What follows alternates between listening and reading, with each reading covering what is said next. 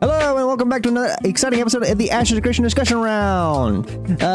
We're back, and today we're celebrating our 6th-year anniversary with a whole slew of new and exciting people. Most notably, Steven Sharif, creative director of Ashes of Creation.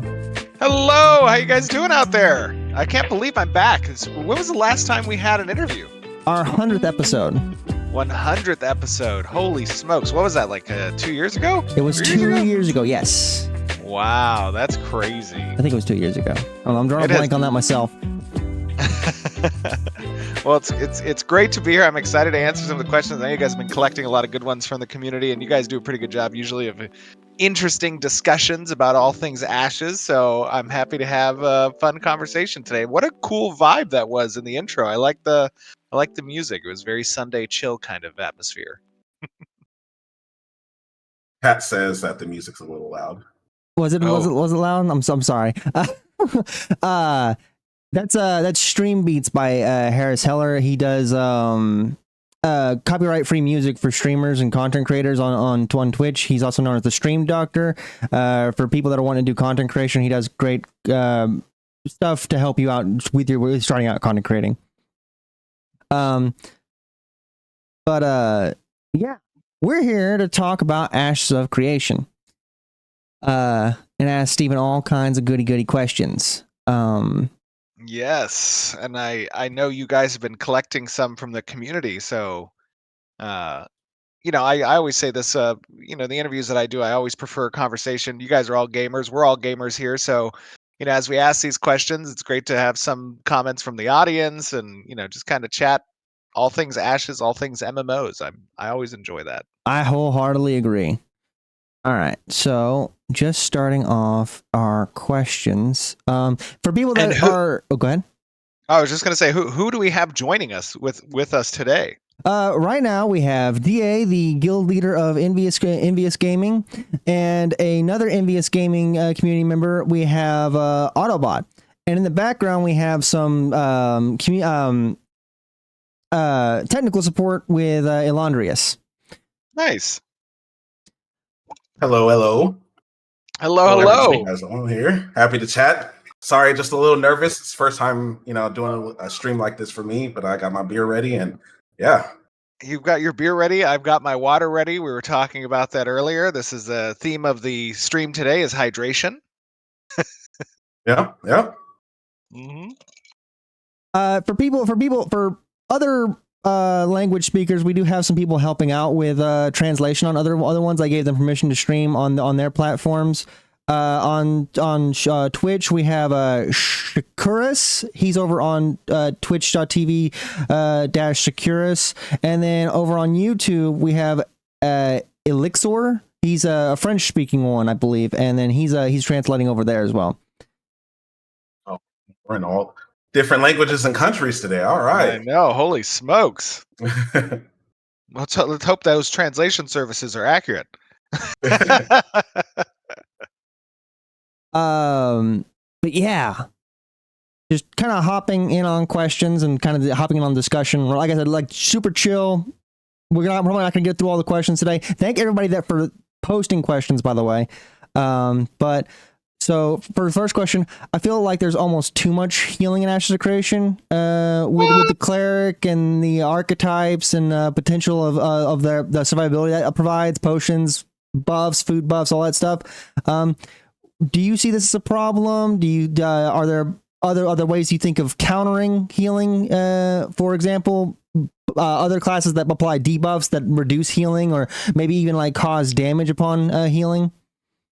Well, I would say that if anyone is looking right now and thinks there's too much healing in Ashes, we haven't even yet gotten to Alpha 2 with an opportunity to balance.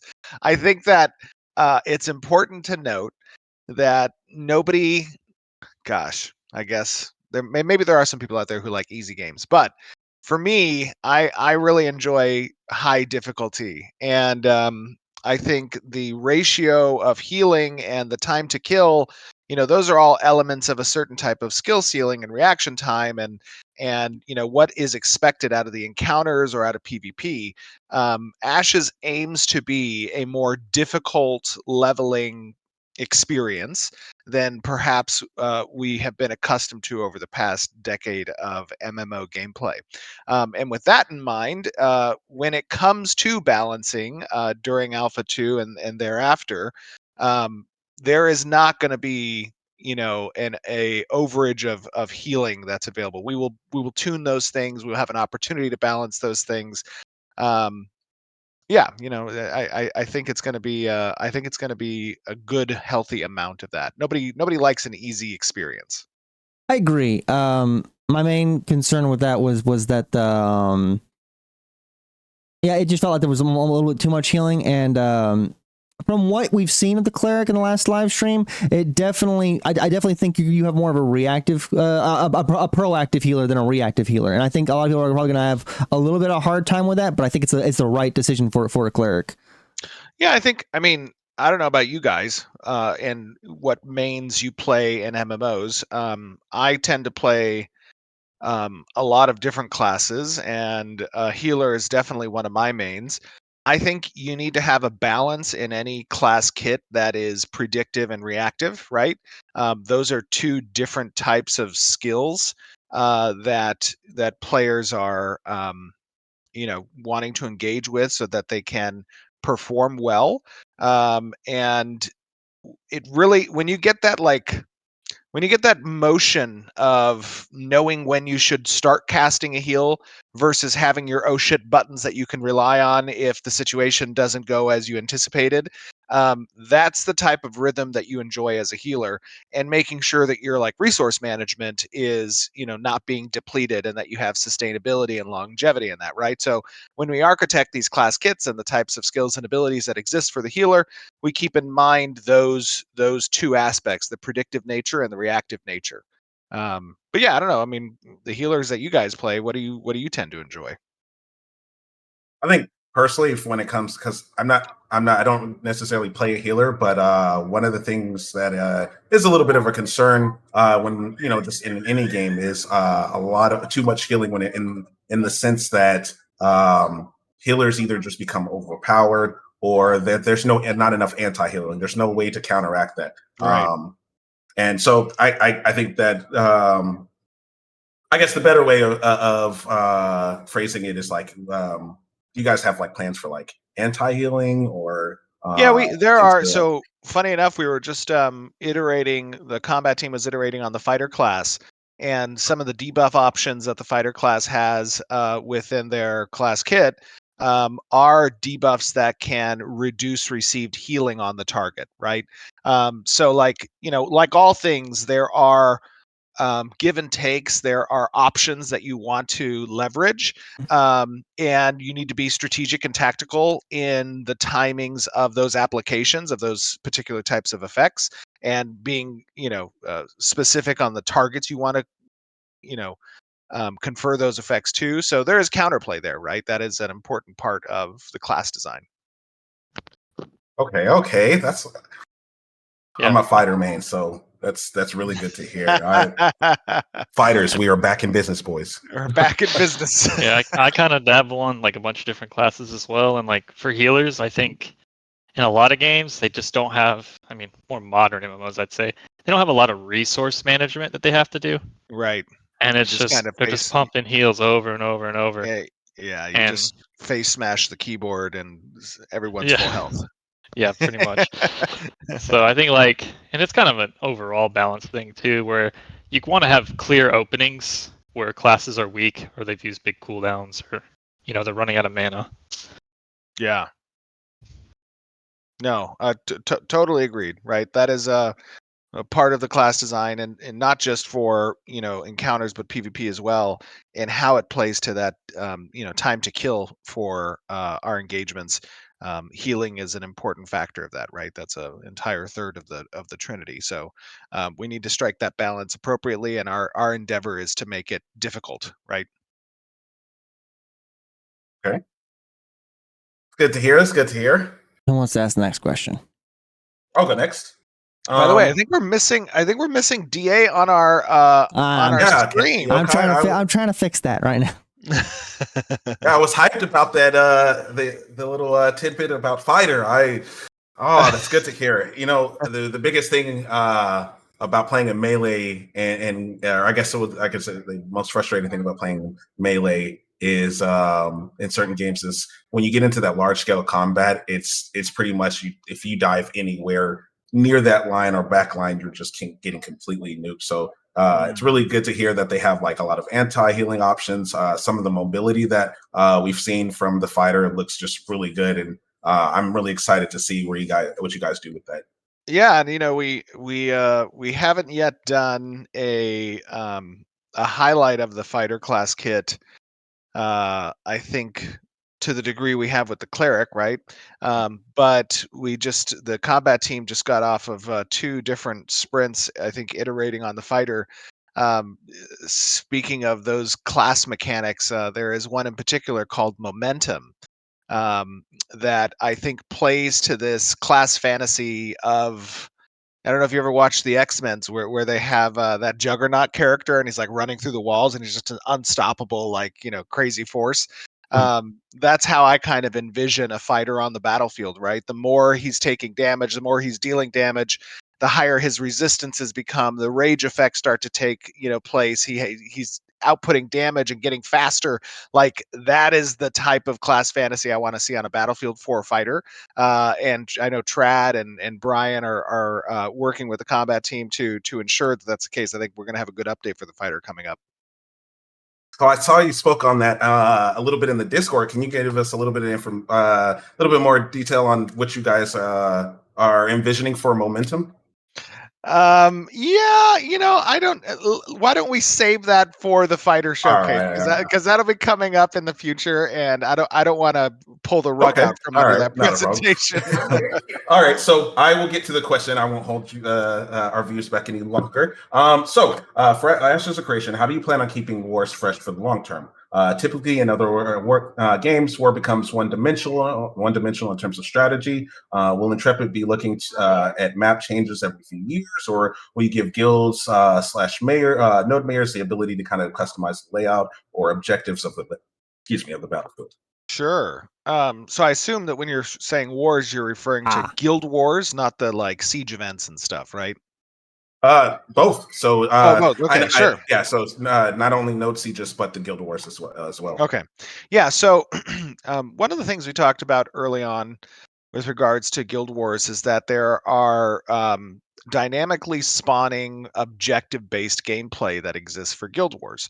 And historically, I think what most of us are accustomed to when it comes to the MMO type Guild War expectation is just a simple kill count, right, from the players, and Yeah. that's usually defined within some set period of time, and at the end of that set period of time, the highest kill count, wins.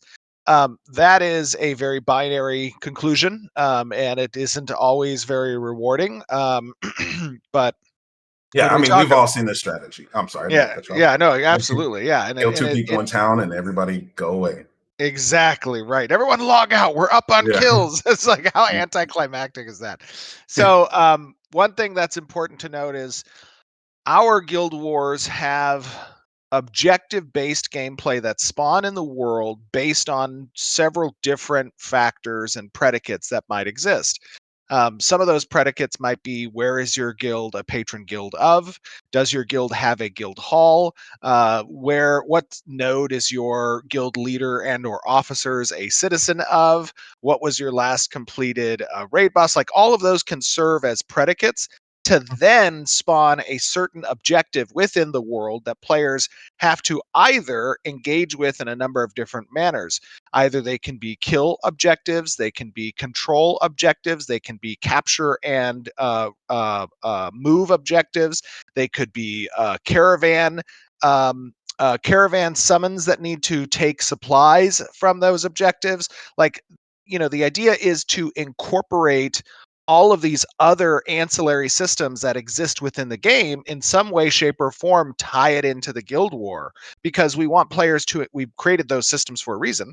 We want players to engage with those systems. So why not hook those systems into the guild war format? And I think that creates a very dynamic setting where it is not just about killing and logging out, but rather strategy in both your resource placement, how you respond and when you respond, the composition of your raid slash group teams, those types of things play a role now in the outcome of those guild wars. And I think they keep it fresh because it'll be different per war.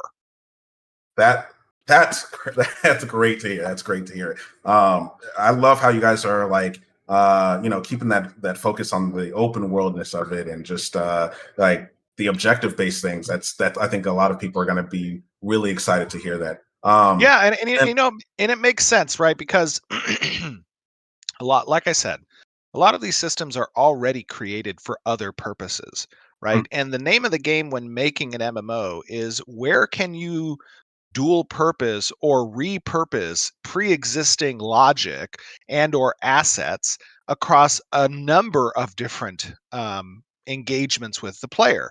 And if you think about what an MMO really is anyways, it's a collection of different game loops in one game experience, right? That is the crux of an MMO, and doing that with your friends. So it just makes sense for us to repurpose those types of systems into Guild War. That's awesome. I couldn't have asked for a better answer. For the castle war, on that note, for the castle wars, is there ways to is the castle layout the same each time, or are there ways to change the castle layout? So there are 5 different castle layouts that exist because there are 5 different static castles.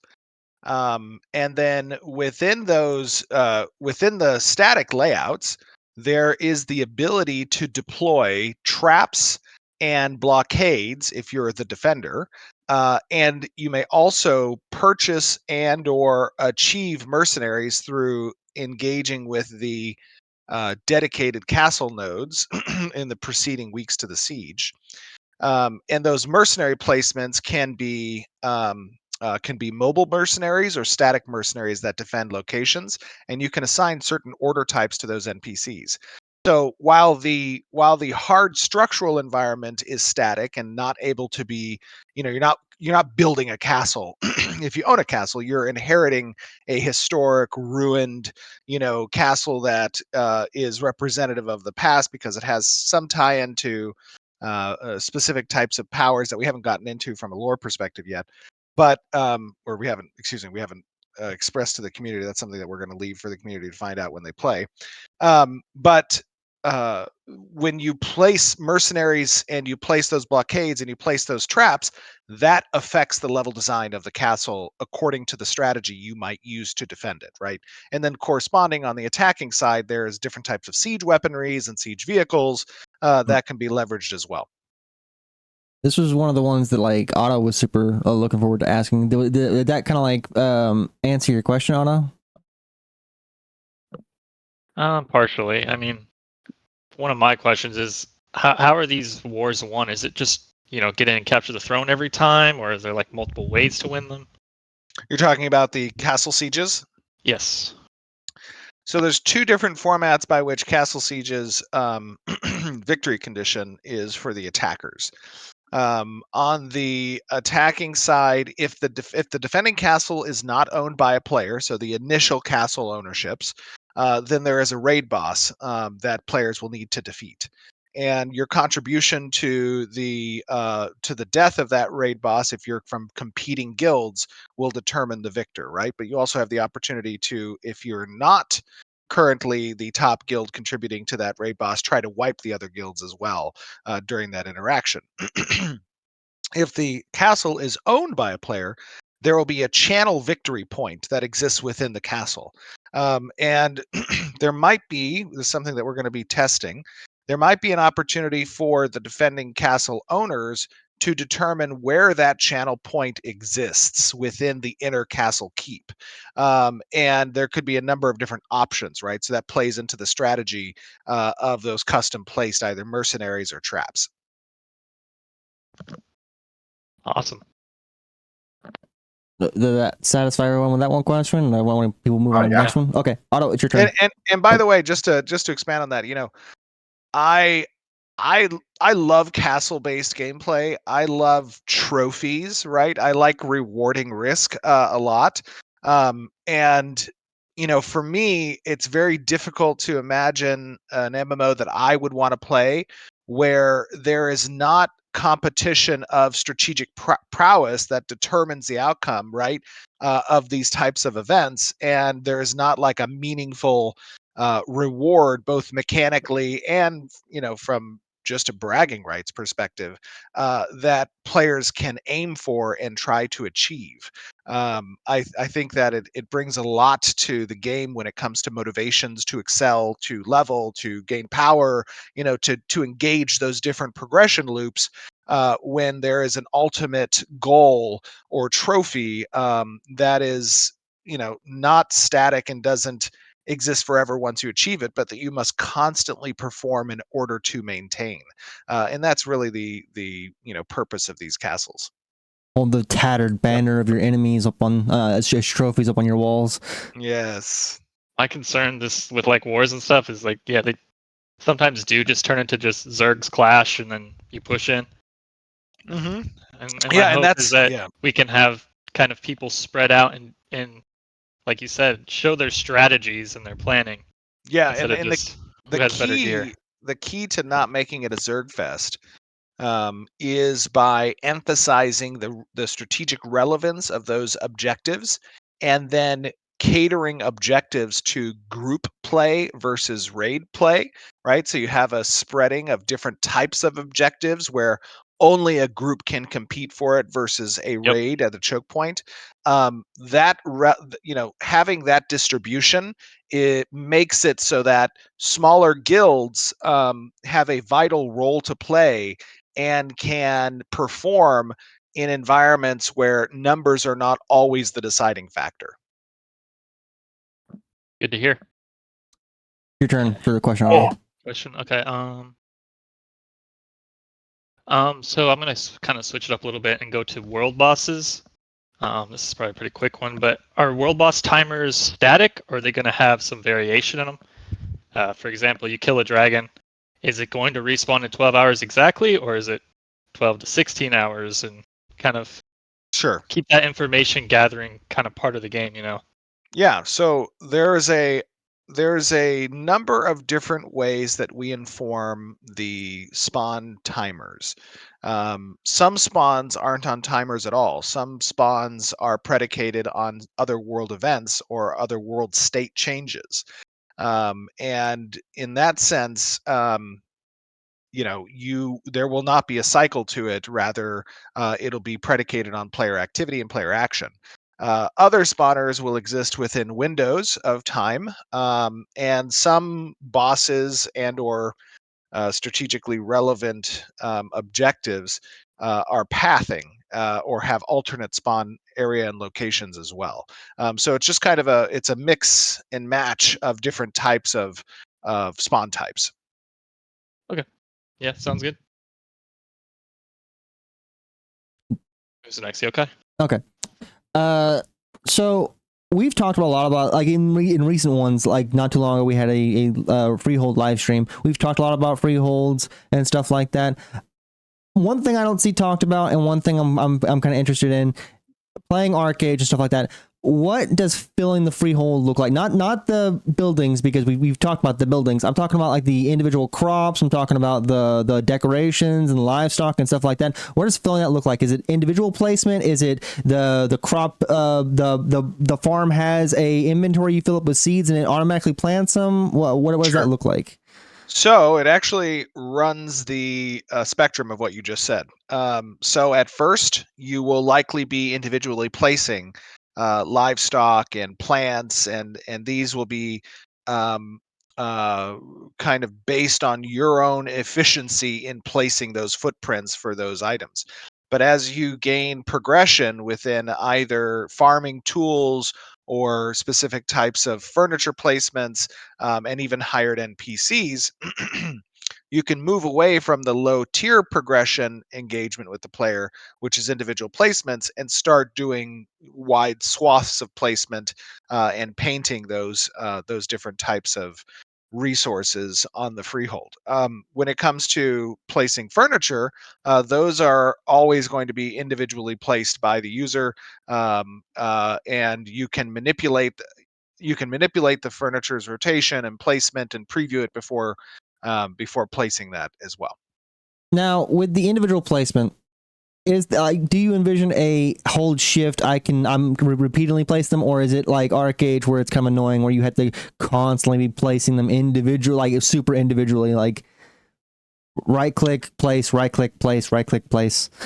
Actually, in arcades, I didn't have too much of a problem with individual placement. I would have a hotbar that I would use for my inventory items, and I would place that hotbar, and I would just press the hotkey and then press the hotkey, press hotkey, place when I wanted to do that. For ours, we're likely going to have something a bit similar, although I'm not sure the UI has yet been fully completed on that. But it will be where you're individually placing until you graduate and progress with certain tools that allow you to start placing multiple at once. Okay. DA? All right. So just sorry, let me pull this up here. So question: have you ever considered allowing a raid of players to use mechanics of the boss against a contesting group of PvPers? For example, like aiming a frontal cone of fire breath at the enemy raid, or dropping the boss's fire pools by the entrance.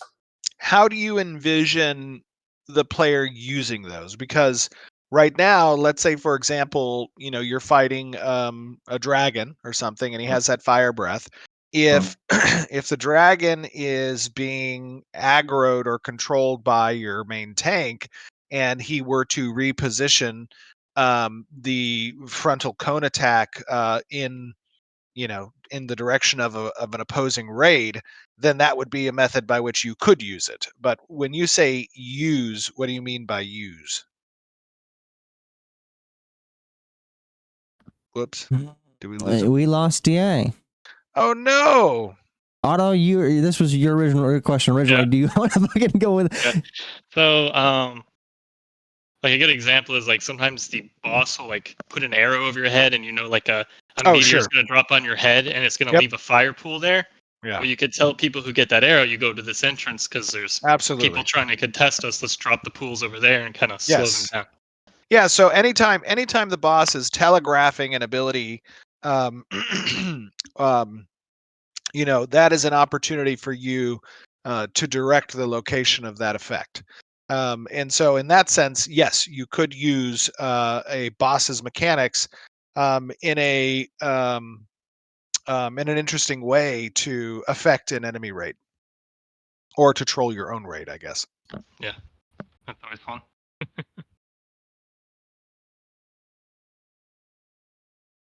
Just to go yokai since DA's not here. It's your turn. Your question. Okay. The last one was DA's. There's DA. Hi. Hi. Welcome back. Discord said you're doing this update right now, whether you like it or not. It does that all the time. Wow. Yeah. So, anyways, We just got done answering the question. If you want to continue talking about it, go ahead. If he answered it for the stream, that's great. I don't want to hold everybody up. Otto, your question. Okay. So Intrepid previously stated that damage meters will not be a part of Ashes of Creation. How do you intend on people being able to evaluate their own performance in that sort of environment? The good old-fashioned way, through trial and error and experience. Yeah, I may not have a popular opinion on this subject with many people. I think that this is obviously a divisive one. But my expectation is that before we had things like DPS meters and combat logs telling us the very specifics of our interactions for a particular challenge, we had to use trial and error and experience to determine what was the most effective strategy in overcoming the challenge rating. And personally, as even a DM, right?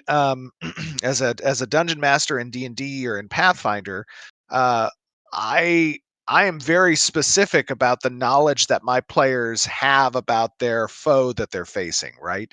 And I don't want them to be able to game or meta an encounter before they engage with it. And the same is true, I think, for our own personal performances in an MMORPG. Because and there's another side to this coin, and I've talked about it in the past. When those types of tools are available, they can also take almost an antisocial and toxic form as well, which is excluding other players from being a part of that learning process, from being a part of that ability to adapt, overcome, and inspect. What am I doing that I should be doing differently? If I'm just reading numbers and there's a meta build out there that I need to do, then there's no point for me to experiment. There's no point for me to try something different. And a lot of the encounters that we create don't have one single right way to achieve them, right? There is not one particular meta raid composition that it's always going to be effective in all the scenarios of the encounters that you're engaging with. And so, to that end, I think it is a more old school, classical approach, and ultimately more rewarding to the players who are experiencing this game, if they have to use a little good old fashioned, um, uh, uh, trial and error in order to overcome these challenge ratings. I just feel like gamers are gonna do gamer things. They're just gonna go pick like a level 50 elite mob, and they're gonna just get your DPS number from that. So it's Sure. just, You use that as a target dummy. This Yeah. is they're gonna do that anyway. So it's just kind of absolutely. like, It is just a mitigating factor, right? There is no way to stop. I mean, and there's still going to be toxicity, whether we try to curb it with certain approaches or not. The question is what amount do we mitigate, and how many of those players experience the trial and error if it's not something we provide readily available out of the box? yeah. I mean, I guess we'll see. I just know Yeah. gamers Well, like I to go mean, online. They go get a meta sure. build, and they're not gonna experiment at all. They're gonna get I into a think I guild. think it's a new They're gamer gonna send them experience. right over to the troll boss and say, "Let me see your DPS numbers." Sure, and that will be the case for the people who are very determined to ensure that they know that information. And like you said, unless we eliminate altogether combat logs and the UI, element of giving you combat numbers, like some people will be able to do that. The question is about mitigation. How many Yep. people are we allowing now to engage with the system in a trial and error focus rather than in a very empirical way? Yeah, for sure. Yeah, all right, that makes sense. I mean, in the past, like for me, it's not all. It hasn't always just been about rating. A lot of times, like I just want to try out a new build and see how that stacks up, or running a different combo rotation. What does that look like for Sure. me? So, And yeah, before DPS meters, did you do that? I don't think he was a gamer back before DPS yeah, meters. yeah, nope. It's all we know, Steven. It's all they so know. so look, before there were DPS meters, I would still try new builds. I would still try different rotations. I would still try something. And the experience of trying that was less about me looking at logs and looking at the DPS meter, and more about the actual tactile nature of the engagement, the experience of that trial and error. And that's what I'm trying to simulate, right? Or at least mitigate the population who are so adverse to that experience that they're going to rely on some third party way to achieve the DPS meter. So that maybe that's idealistic. Maybe that is not going to bring the type of experience that I'm looking to achieve with this design decision. But that's the purpose of testing, and that's the point of engaging with your audience. Yeah, I think one thing that you can also do to kind of help mitigate that is like when designing your encounters and raids, designing them around like class roles or abilities, things like that. I know some games do like stagger bars or break bars, which is something that has been really awesome to see in like Lost Ark and a couple other games. So I think that kind of helps because you have to make that decision, right? Do I bring the bard sub summoner because he removes this tier 3 poison that none of the other classes can do, or do I just bring another DPS to just pump out more damage? So Absolutely, and part of the NPC counter design is not always going to be the same behavior tree, right? Like there will be purposefully behaviors that exist for the boss that are rolled at the time of the initial engagement, right? And so that is in an effort to keep things emergent, to keep things different, to try to,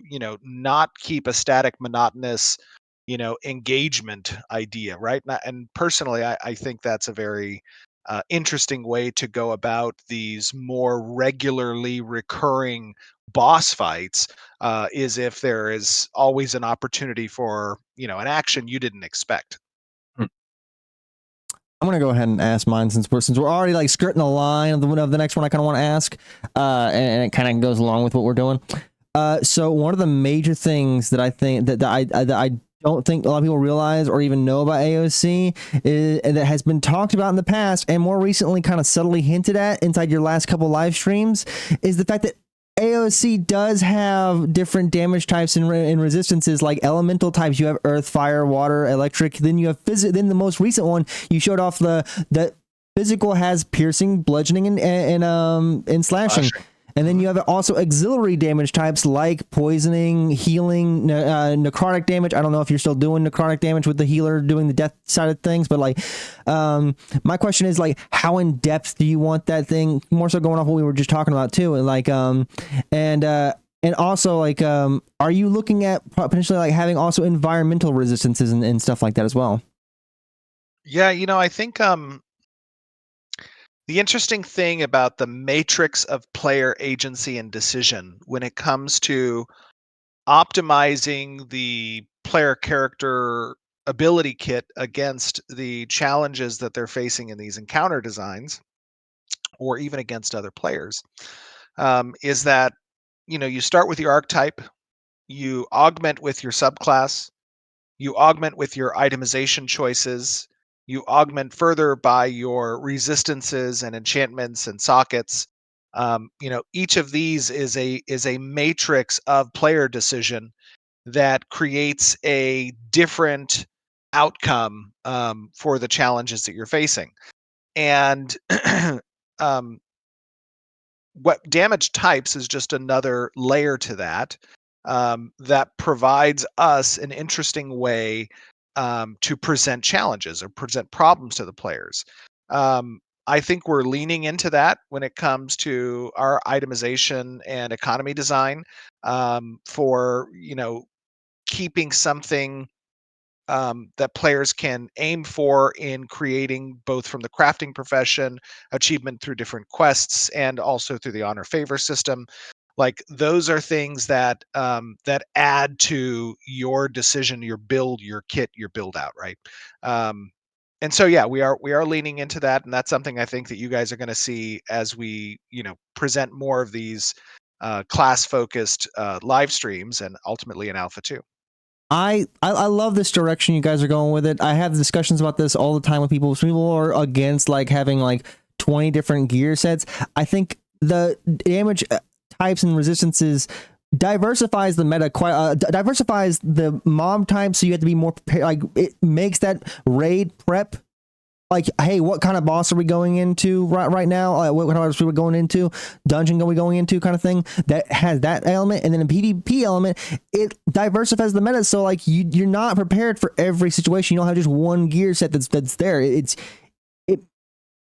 Static. Yeah. Static is boring. When you know what you're going to go up against, because there's not a lot of reason for it to change, that becomes a very boring endeavor.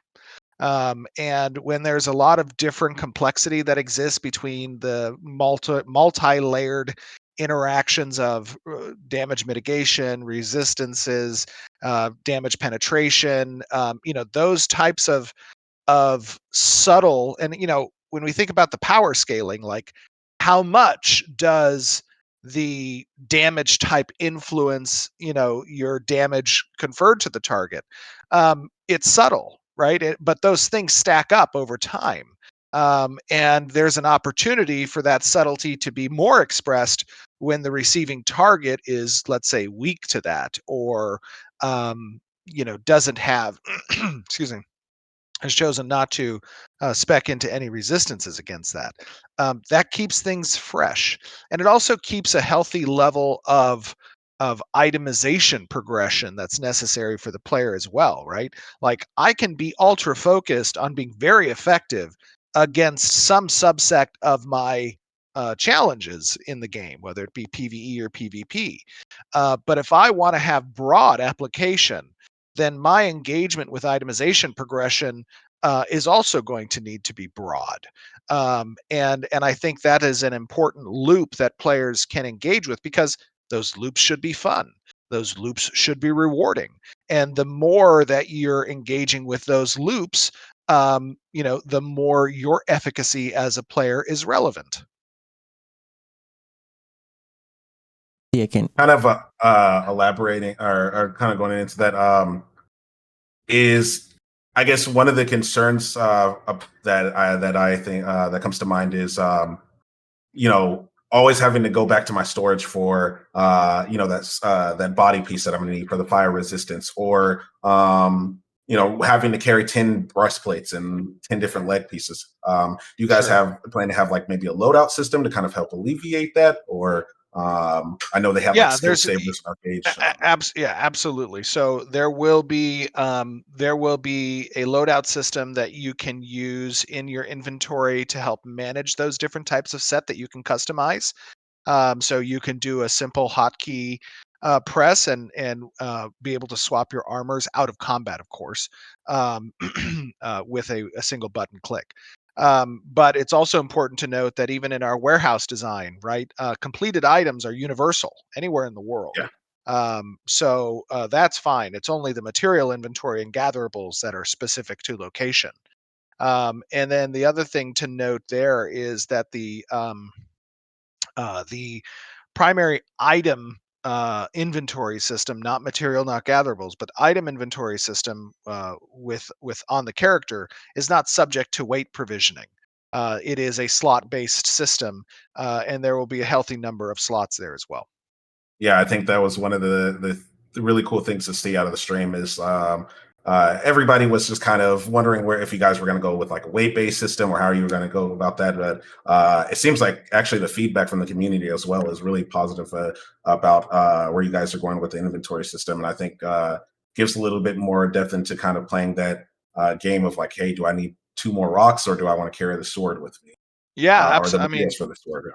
yeah, I mean the inventory the inventory management system, there was a lot of push back and forth on the design team about whether that style of resource gatherables in a almost Tetris style like spatial inventory system Hmm. would be popular or not. My expectation is that it will be, but not for the simple sake of it being a spatial inventory system, but rather what that decision making confers to the user who is choosing the tools and the bags that they are leaving town to Hmm. go and acquire resources out in the wild, because everything is acquirable.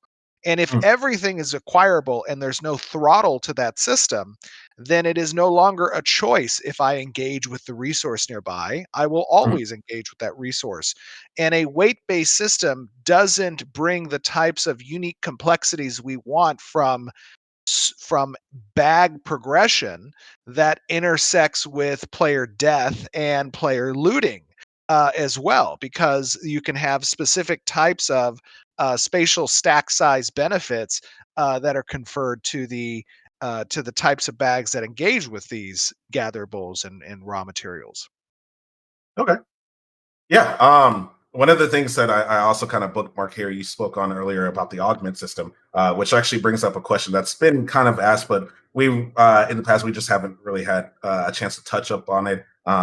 But you spoke on augments earlier, and I believe currently the plan is for each, or as far as we know it, for each augment to be applicable to any spell.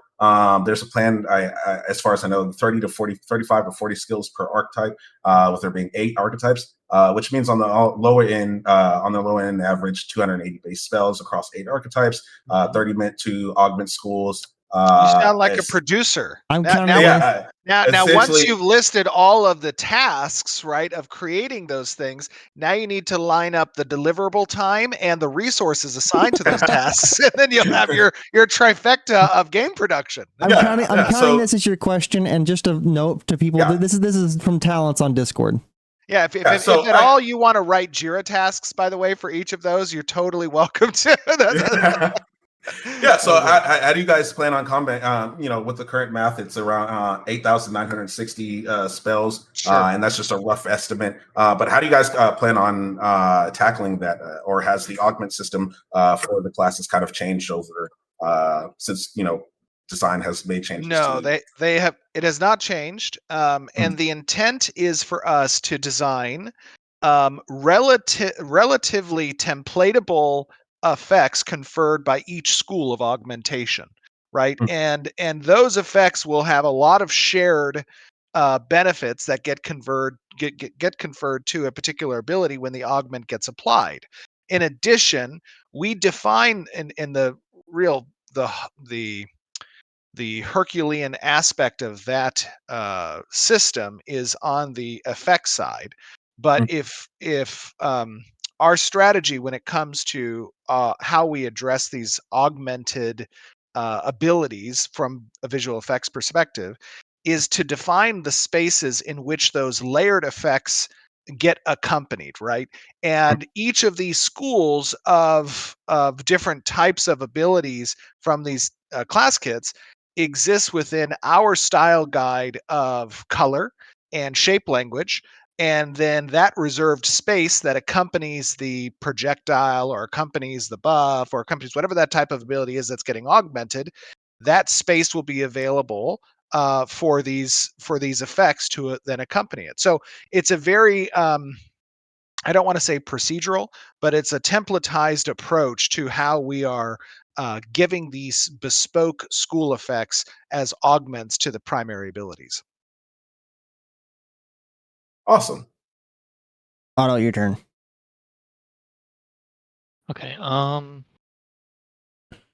So Ashes of Creation has been described as having a mainly player-driven economy, and we've seen and heard about a lot of gold sinks. Mhm. So what are some ways to generate gold into the game? Is it strictly mob grinding?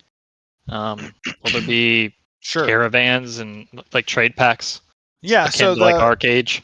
the primary method of the gold faucet into our economy is through what you guys are aware of the systems called the certificate system. We have a different name for it internally. We haven't released what that is. It's tied into the lore, but um, essentially, when you do certain quests, or when you kill certain monsters, or when you complete certain events and or achievements, you will be granted some number of certificates, and you will take those certificates to hunting lodges that exist within different nodes around the world, and you will trade those certificates in either for a direct uh, gold value or for commodities. And if you're trading them in for commodities, those commodities are tied to the economic region where the commodity is granted. And that commodity can only be traded in at a nearby economic region. And the greater the distance is from the originating location of the commodity to the turn-in location of the commodity, is what determines the ratio of return for gold given. And the primary methods by which you must transit those commodities is through caravans and merchant ships, right? So these are sealed packages that only become unsealed either when the caravan or merchant ship is destroyed and the crate is dropped on the ground, and you can break into it over time. And that time is a variable that's determined by the type of crate, but also by your experience in that certain type of interaction. And then you can receive stolen certificates, which get turned in at a lesser value in black market locations. So we haven't gotten too much into that system yet. It's been designed for a while now and incorporated into the Alpha 2 for testing. But essentially, that is the primary gold faucet within the game. Actually, really cool. Love to hear I like it. that. Moving materials. Oh, take me back. And no, I need this now, Steven. and you Look at this drop those camera. on. Do you drop those on death? Is that one of the materials that? Certificates do drop on death. That is correct, and Okay. they become stolen certificates when that happens. Okay. But it is Gotcha. important to note that certificates are bound unless dropped, in which case they become the stolen certificates. And they can only be again turned into specific black market locations that are an upgrade path of the market chosen by certain nodes. So some nodes can choose to deal in black market certificates. It can be beneficial to the node, but it also comes with certain downsides. Um, and the important thing to note about these certificates is that they are also the basis of your tax economy. So you don't turn in certificates if you intend to use them for either citizenship dues or your land taxes and housing taxes. That means that you are not going to have the ability for players to RMT gold or um, uh, um, to land baron, essentially, without them directly engaging with the game in some way, shape, or form, because those certificates are bound. Sounds like a Love to very hear it. interesting system. I love it. All right. Okay. We're at Mark. 1 hour. Are you willing to? Yeah, Margaret's probably pinging. I'm probably pinging it. I can't look at the pings though. Are you needing to go somewhere, Steven? Are you willing? Are you good to talk some more? What's your? Let's do 2 more questions. We'll do 2 more questions. Right. So pick the best ones. Pick the best ones. DA and Otto, I'm gonna let you guys choose. What you guys we kind of already went over the kind of the ones I wanted to go over. So if you guys want to pick two questions each, one question each. Pick a good one. Much pressure. So much pressure. Oh, Uh, no. Otto, you want to go first or? Doesn't You matter. go. Okay.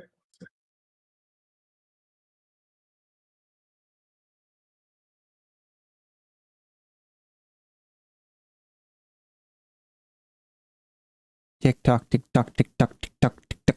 Okay, here it is. Sorry. Okay, so historically, open world bosses and raids and MMOs tend to have simple design. Playing Arcade, a lot of these bosses and monsters we go after are 2 mechanic bosses, which is to be expected to some degree due to the PvP element of it. Sure. How are you planning on capturing and retaining players who are looking for more of a hardcore instance audience from games like World of Warcraft 14, who typically look off for open closed rooms while also keeping that open world design to what we have? That's a good question. How do we intend to capture the Final Fantasy 14 or WoW players? A little less Where- on capturing the players and more Okay. so how do you capture that That the players who want that rating. hardcore PvE experience Sure. while also facilitating kind of that keeping open the open world. Well, I guess that's the rub, right? Is Mhm. that what we're creating is a PvX game. And what that means is our target audience is the PvX player, and that is our golden cohort, right? And so, to a degree, if a player is solely interested in the most elaborate, raid boss mechanics within a controlled and curated setting that is instance gameplay, Ashes might not be the game for that, and that's okay. However, with that being said, we do have a division of curated experiences that exist in an 80-20 ratio. And what that means is roughly 20% of the content that players will experience will be instanced, because where we want to have that granular control over the design and mechanics of a particular storyline or encounter, we utilize the instance setting to provide that so that players cannot, let's say, Zerg a boss, and we can control the setting where those mechanics are emphasized. Um, so it does exist to a degree. But in addition, I think what we may not necessarily leverage in the same fashion that a Final Fantasy does or a WoW does, we do so in other ways by including more dynamic gameplay implications, and how the boss can react and keep things always kind of fresh with our AI systems. Yeah. There is a threat of player emergent behavior in those open world settings that you cannot always predict the interactions of the player mindset to the AI behavior or state tree. Those are the types of experiences that we want to emphasize and that we feel is compelling. And it may not be one to one with what a Final Fantasy or a WoW does, but it is a different type of experience that requires a different type of strategy and a different type of engagement that we feel is very rewarding, and that those players might find interesting at an equal level, but in a different way. Yeah, I think absolutely. that was more so the I don't think the question was more catered towards having the instance content, just like not having boring. Because I would probably classify like most of ESOs and Arcage's content as rather like not that interesting. It's more catered towards PvP. Whereas like I think the question is like, can you make it PvP and still make it an interesting boss and counter raid at the same time? I think how I took the question. Yeah, without knowing specifics in what you're referring to about those games and the encounters that are created, what I would say is that in our encounter design, we intend for those boss engagements to be compelling.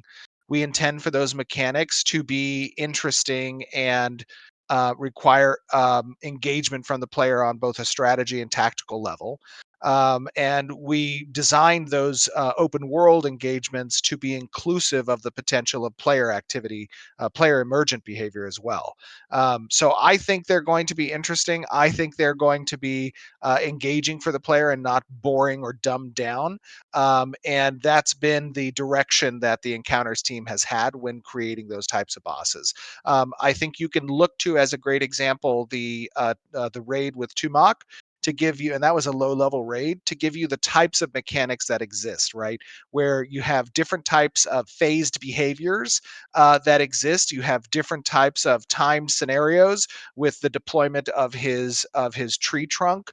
You have variable targeting systems that need to be taken into account with ads that have to be accounted for in very specific methods. You have terrain hazards that exist within those types of boss fights. Like, that is the level of complexity that we anticipate from our open world bosses that we've demonstrated already, right? And then when you think about the types of engagements that we will be utilizing for our instanced scenarios, those will be something that perhaps are a little bit more fine combed towards very reactive gameplay from the players in order to overcome certain types of challenges in the encounter design. Awesome, awesome. That's great to hear. And yeah, I think that's a very interesting and also great way to go about it. I mean, like we've talked about before, just like one of the things we would love to see in it is like, instead of just being just running and attack the tank with bring your horde in and attack the tank. I think it'd be cool if you had like maybe a boss that the players could interact and become one of like the horde mobs of the boss or the ads and play the ads. So It transformed. yeah, yeah, that would I be like really that. cool. Yeah. Well, Yeah. the interesting thing about that idea, and who knows, you might see something along those lines, is that the tech to transform the player character mesh into a monster mesh does already exist with the monster coin system. So again, the name of the game when it comes to developing an MMO is where can you share logic and assets in a meaningful way that engages the player with these different types of loops that are interesting. And Mainly that with the particular cast. exactly, Yeah. yes. All right. Just not to keep Steven's time too much. Otto, you want to ask your question? This is our last question. Yeah, I'll just do a quick one. So in the past, you've mentioned having combat pets in Ashes of Creation that any class can acquire. Sure. And to my understanding, that is a horizontal progression, not a vertical one. Is that correct? No, that would be well, in the past we've talked about that combat pet having uh, some amount of power that's either drawn from the player character, or potentially sapping some of the experience in an effort to vertically level up. But generally, yes, I would say that those are horizontal purposes. I don't want to entirely rule out vertical progression on that, but yes, generally they're horizontal. Okay. Yeah, that's all I had. Strong, strong, firm believer of no combat pets. Yeah, I'm not. I pet class, but like I wasn't a super big fan of the combat pets inside Arcage. So I'm interested to see how you guys tackle it. I think it's a good thing Yeah. for the animal husbandry class, but like I think Is there a reason why you didn't like combat pets? I feel like it becomes a mandatory thing. Like everyone has to have a combat pet. The balancing aspect of it, when you're trying to fight a large battle on screen. I mean, I don't mind it. I pop my battle pet and hopefully pray that somebody accidentally targets that instead of me, right? But it just adds a lot of clutter. We used to have everyone name in the raids when I played Arcade. We had everyone name their battle pets and their mounts my character name. Yeah. And so Yep. we'd run around. It was just a bunch of pets and mounts that all had my character name. It was a lot of fun. But yeah, no, Yeah. it becomes mandatory essentially. Yeah, you're right. So and that's why, originally when we talked about it being more horizontal, that kind of de-emphasizes the necessity for those combat bets to be a part of the encounters. But I think that combat pets for that being a downside, it is a worthwhile and desired accompaniment to player achievement and player progression, because you know a lot of people like the idea of having pets, and a lot of people like the idea of those pets being able to satisfy an aspect of strategy or tactics that your class kit may not be able to provide, but gives you access to, especially from a solo ability perspective, mechanics wise. So I think it's an interesting system that we won't have too difficult a time balancing the necessity for having those within PvP engagements. All right. Well, thank you for coming to celebrate our 6-year anniversary with us, Steven. Hopefully, we get this. We'll get to 6 more years, and for down the line when hopefully, like after Ashes is finally out, we're still doing this, and we can continue to have conversations like this with you. Yeah, 200 episodes isn't that far away. This was episode 153. Congratulations on 6 years, guys. Super fun. You guys always have a fun time discussing it. For those of you who don't watch, I would suggest tuning in. It's a great crew, and they have a lot of interesting topics that they discuss, and I always enjoy listening to it. So, I'm very supportive of our content creators in the community because I love the theory crafting that goes on with these types of shows. Oh, thank you. Office hours has also been great. Yeah. I was about to say, if you guys haven't noticed, back in the background, our tech support has been doing a exit lag. We at Envious do this every office hours. We're always at office hours. Show up to the events. If you have a question that wasn't answered, they have a stream coming up. Ask Your Question has a stream coming up. Ask your questions there. Ask them on the forums. Steven's always on the Discord. Like, he was in the Discord earlier, answering questions for things, and like he mentioned the like hunts and stuff for the archer, ranger class, and all kinds of stuff. He had to leave early for the last stream, and he came back into Discord and answered a whole bunch of questions people had over node stuff.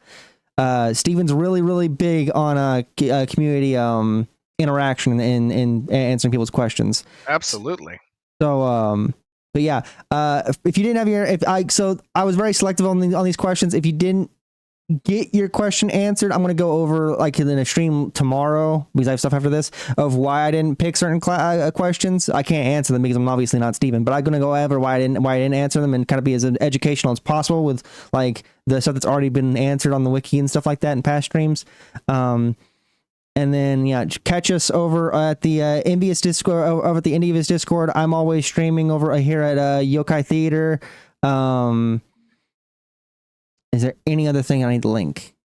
Yeah, has stuff, but like I don't think he really has a internet presence besides. I'm just here for the fun, baby. I'm here. I'm ready to play. I'm ready to test. Give me Alpha 2, please. Soon trademark. Soon trademark. Soon. All right. Thank you, everybody. Bye. Thanks, everyone. Thanks for tuning in. It was a lot of fun. I'm always bad at this. I never have the screen ready.